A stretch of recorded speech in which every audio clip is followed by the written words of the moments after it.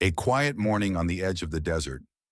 Wind swept dry dust across the sagging porch. The house stood alone in the scorched land. Behind it, an old well, a collapsed barn, and a yard choked with weeds. No one came here, and he never left. Matt Kaiser hadn't spoken to another soul in 12 years, not out of anger, just because the need for words had died with the fire. The night it took his wife. Since then, silence, solitude, and strict routine. Water at dawn, wood by dusk, coffee, black and bitter, circles around the house, as if guarding ruins no one else remembered. He hadn't locked the door. He'd locked his heart, and no one had knocked in years. Until one evening, in the dusty light of a fading sun, he saw a figure, a girl, barefoot, slowly making her way up the path to his porch. Skin burnt, face streaked with dirt, hair tangled by wind and time. She said nothing, just stood and looked at him. He opened the door. Didn't ask who she was, didn't invite her in, just looked back.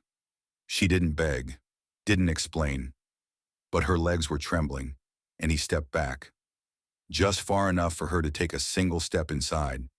She didn't speak. She didn't need to.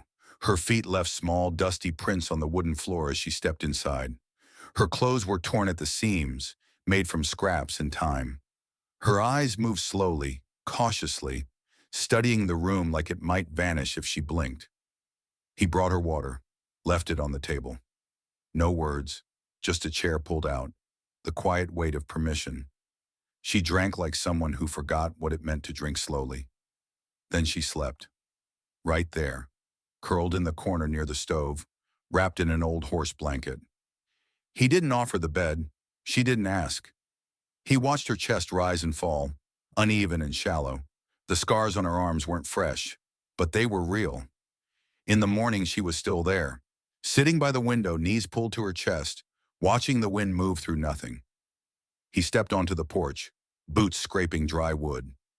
Took a breath. Another. Then picked up the axe and walked to the log pile.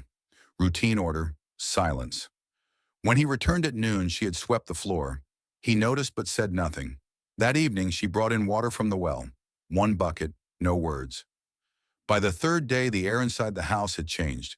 Still quiet, but no longer hollow. Two people. Two ghosts. Learning the shape of each other's silence. Great. Here's part 3 of the script 4.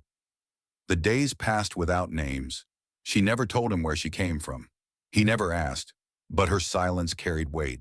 Not emptiness, but something buried, like his. She began to move through the house like someone reclaiming space she never owned. She found old nails and fixed the broken chair. She mended one of his torn shirts and left it folded on the table. At night, she watched the stars from the porch while he sat inside with the lamp burning low. Sometimes their eyes met. Nothing was said. But in those moments, something shifted. One evening, as the wind rose sharp from the south, he found her near the barn. The roof had long since collapsed. She was standing there, barefoot still, holding an old horseshoe, brushing dirt off it like it was sacred. He didn't approach, just stood nearby.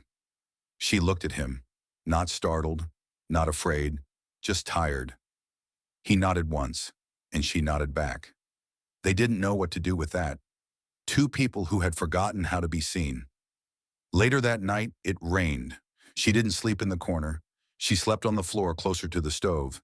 And when he woke to check the fire, she was already watching him from the dark. The rain softened the land, but not the man. He still didn't speak, but something in him had begun to listen. She was changing too, slowly shedding the look of someone on the run. Her hair was no longer tangled. Her face held color again. She walked steadier now, sometimes barefoot, sometimes wearing the old boots she found near the barn. One morning he saw her in the garden. It hadn't grown anything in a decade, but she was down in the dirt, hands working with quiet certainty.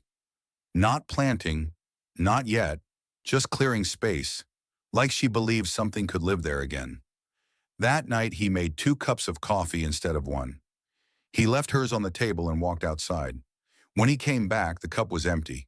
and she was still there. Sometimes he found himself listening for her footsteps or watching the door, not out of suspicion, but habit, a new kind of habit. Then one afternoon, she screamed. It wasn't loud but sharp, enough to cut through the wind. He dropped his tools and ran. She was near the back fence, crouched low beside something, a coyote trap, rusted and blood-stained, and in it a small fox, whimpering, its leg crushed. She didn't look at him, only held the animal gently, her hands trembling. He knelt beside her. Together they opened the trap. The fox limped into the brush. She exhaled finally, and he, without thinking, reached out and touched her shoulder. She didn't flinch. That night, the silence between them felt less like distance and more like peace. Spring came quietly. The days grew longer, the nights less cold. The land, once gray and cracked, began to breathe again, and so did he. They never spoke of the past. Whatever ghosts she carried, she kept them folded behind her eyes. His remained in the empty room he never unlocked, but the house was different now. There was food on the table that didn't come from a can. A blanket she had sewn herself draped over the back of his chair.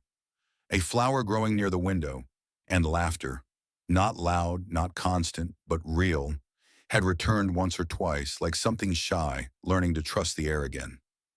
One evening, as the sun bled orange across the hills, she stood barefoot by the fence, her arms resting on the worn wood. He walked up beside her, not saying anything, as always. Then quietly, she reached out and took his hand. Just that. No words, no promises, only warmth where there had been cold, and presence where there had been loss. He didn't pull away.